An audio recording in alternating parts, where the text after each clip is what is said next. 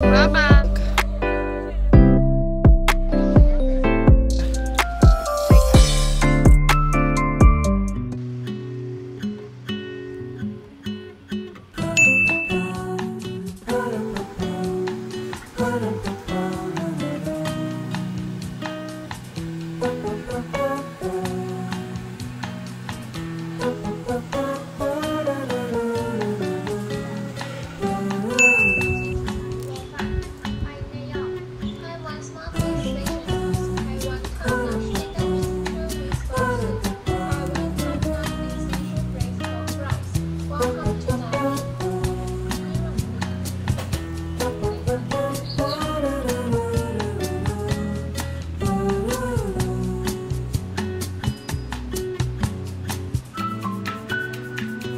Meron tayong traditional breakfast nila na parang nasa crepe yung egg and bacon. Tapos may soy milk.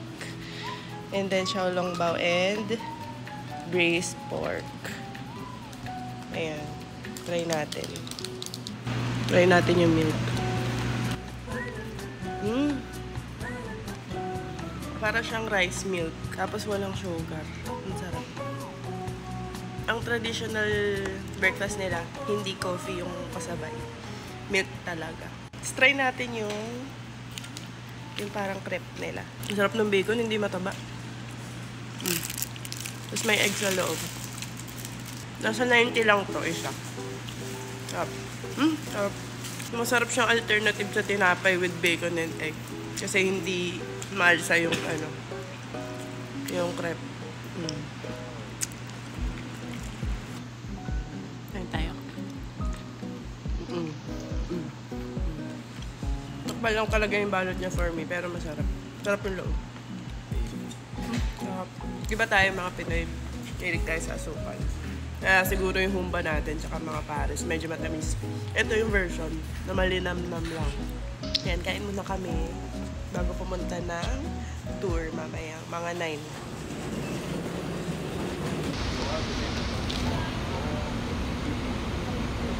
Nasa bus na tayo. 80% Pilipino.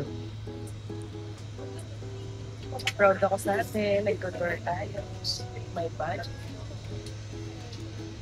1 hour papuntang Hill. Tara, tulog tayo. Binigyan kami netong lace and number niya para in case. Tsaka para makita kami kung nasan kami. Johnson, aka baby powder, okay? So you will not get the name, okay?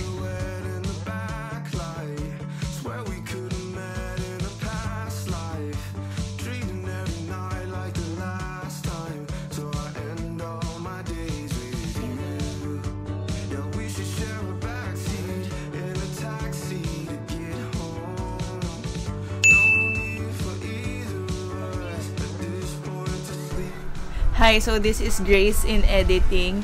And sinasabi ko lang dyan, dito na kami sa entrance at sobrang init. Pero okay lang kasi mahangin naman. For LUGU Park, binigyan kami ng 1 hour lang. So, isipin nyo kung ano yung priority nyo lang. Kung Queen's Head, yan, pumila na kayo agad. Kasi siguro it will take up 30 minutes of your time dun sa pagpila pa lang. And yung paglalakad, mga 10 minutes papuntang Queen's Head. So, isipin nyo, plan ahead para hindi kayo maubusan ng time. Haba ng pila papunta sa Queen's. Pero okay lang kasi that's the whole point. Doon sa banda. Thank you, Lord. Nakarating tayo dito sa north coast of Taiwan. Tapos trivia pala, sabi ni Kuya tour guide. Papalapit na papalapit tayo sa Taiwan. Parang nagkakalapitan sila dahil sa mga tectonic plates. Pero wala na tayo no, syempre pag nangyari yun. Tsaka ang joke niya ay baka iisa na lang ang Taiwan tsaka Philippines. Pag dumating yung araw na yun. Lapit na tayo. Ayan na, makikita na natin. Hi, Queen's Head. It's good to see you. Yung damo. Ang nipis na niya, no? Oh. Oo, wala na yung angulo niya. Kaya ang best talaga dun sa yung may signs. Ayan, wala na siyang leeg. Wala na. 11:45 na. Ang kitaan namin ay mga 12. Around 12. So, naubos yung time dun sa pila. Pero yun naman yung goal natin na magpa-picture sa Queen's Head. Ganda ng formation ng mga rocks. No? Parang inukit.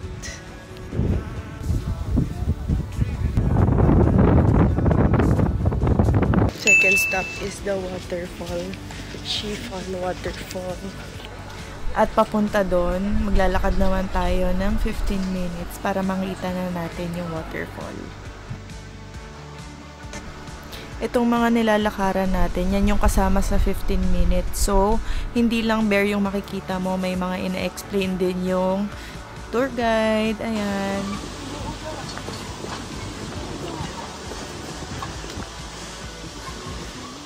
Medyo kinakabahan ako dun sa bridge. Medyo ubu-uga. Nakita nyo yung parang tren. Ginawa daw yun para pang-transport ng coals. And for mining. May mas maganda pa daw view kaysa dun sa baba.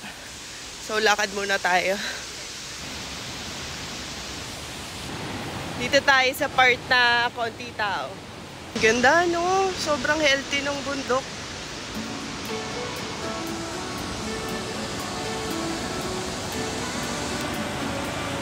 Parang hidden gem.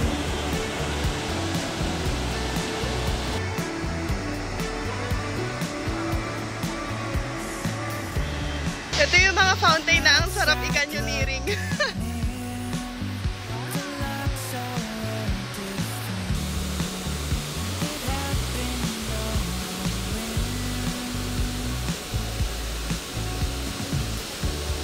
Mama!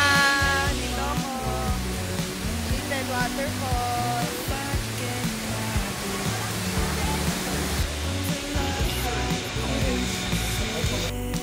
From or four-faced awakened one is the Thai representation of Brahma, the Hindu god of creation. Meron siyang 8 arms and 4 faces, which represents love, compassion, joy, and charity. At yung mga ribbon naman ay nagre-represent sa mga wishes ng mga naniniwala sa kanya. Wow!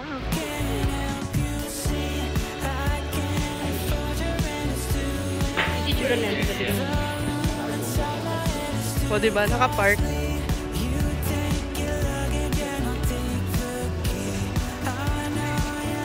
Dito na tayo. Sa Chiffon. Ang dami na nagre-release ng mga lanterns. Dito tayo sa loob. Oh. Saan tayo? Career, bright future, study, happiness. Ito tayo. Ay, may health dapat. Ito na lang, money, health, career, happiness.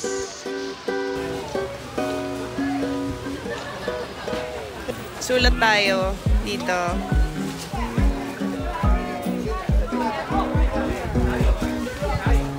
Ang galing sana kung baybayin tayo. Yeah, the ink be careful, don't touch close, okay? You can write down your wish in it. Yeah, thank you.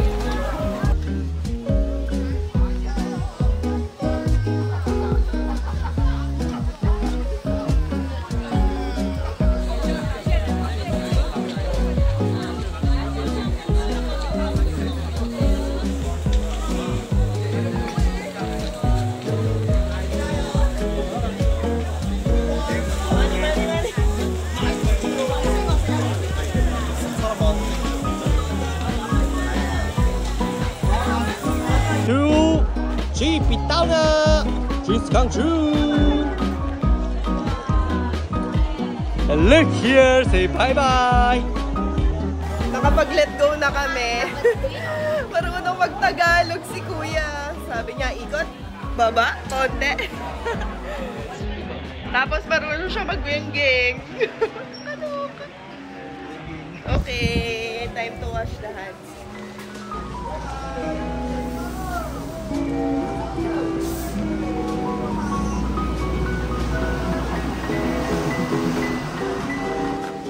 Try natin tong papaya milk. Sarap nga. Parang shinake na papaya. Screen ka na. Sarap. Try nyo din. Nag-order lang kami ng food dun sa tour. Chicken wings daw. Tapos ano? Yung chicken. Chicken nila. Hindi, nahanap pa namin. Yun na pala. Tapos yung ice cream. Tara. Kung mag-order kayo sa mga Klook, ito yung rice. And then this is the peanut butter roll. Oh, ito yung chicken wings.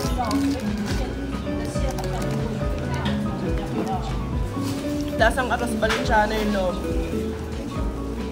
Tapos yung balat ng chicken wings, yung ano. Tapos yung mga chicken meat nasa loob. Try natin yung peanut. Ano siya, oh. Masarap. Parang siyang vanilla, tapos may peanut na mga nilurog.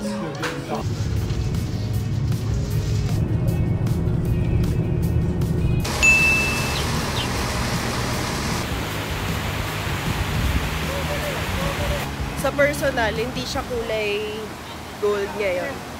Kasi alam ko nag-golden siya kapag summer. Nag-iiba yung color niya depending sa weather din. So kaya siya nagiging gold, yung mga bato, tsaka yung tubig dahil sa sulfur, arsenic, yan, yung mga mineral.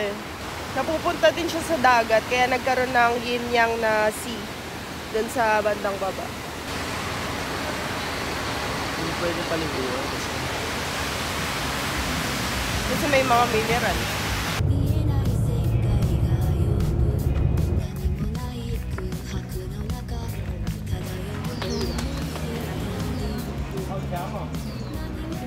Puntahan daw muna natin yung ocean view dito sa side ng Jufen. Ano ba meaning ng ganyan? Pampaswerte din yan, di ba? Barber shop.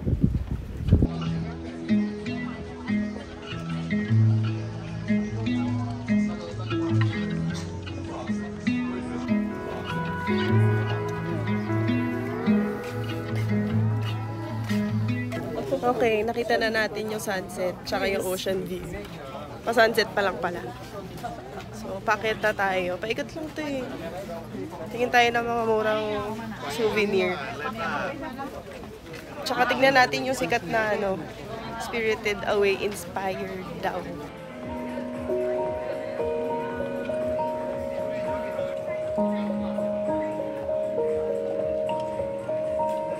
Hi, Quentin. It's Uncle Marty. I just wanted to hear your voice and say that May mga kainan dito, may mga hostel din kung gusto nyo mag-solo travel dito. Kasi sa tingin ko, it will take 3 days kung magsa-solo travel kayo at kung gusto nyo mag-spend ng time per place. Picturean. Dito daw. Naka-picture na tayo ng isa. Ay, madami pala. Grabe dami tao. Hindi ko kaya. Basta ang goal ay picture na isa, pwede na. Paakit na tayo. Tingin tayo ng mga souvenirs. Sikat naman to dahil dati siyang pinamamahayan ng mga gold miners tsaka ng mga pamilya nila.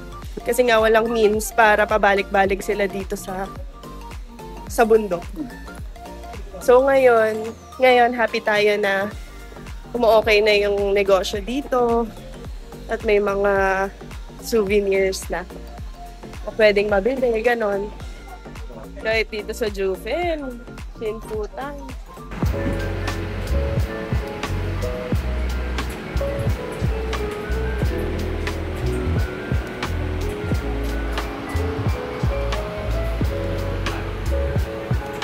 Boom! Labubu? May labubu dito. Na pege. Pero gusto mo yan? Gulay pa lang.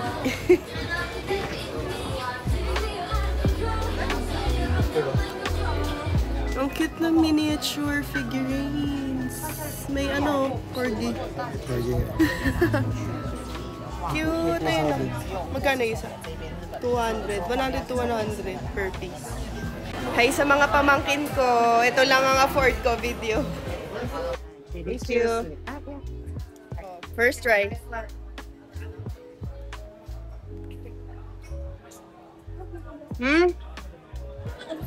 Bilis ng oras, yun na yun. Pabalik na kami ng bus. Sobrang bitin. Kung kaya nyo mag-solo travel, pwede din. Kasi sobrang bitin. Bitin ako. As an indecisive person, hindi ako makapag-decide. Lalo na kapag ka nagmamadali. May mga Lego dito. Sa tapat lang ng 7-Eleven. Ito mga 200 lang oh. That one. Tapos oh, tapos may mga cows. Kung gusto niyo, ito may Lucky Cat oh. Tapos yan, mga cartoon characters. Ito siya oh.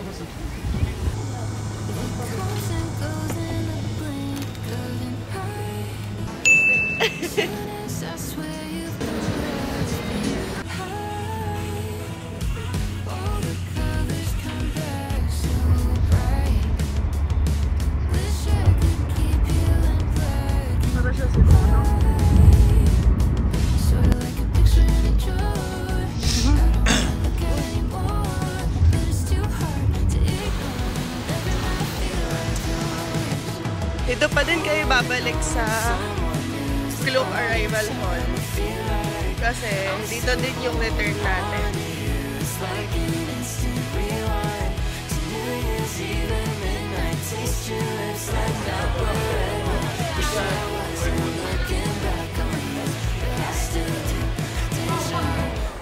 Dito kami sa Laodong beef noodles. Order kami nitong beef noodles and dumplings. If you're about to take off, make sure your seatbelts are securely fastened, window shades open, and tray tables folded.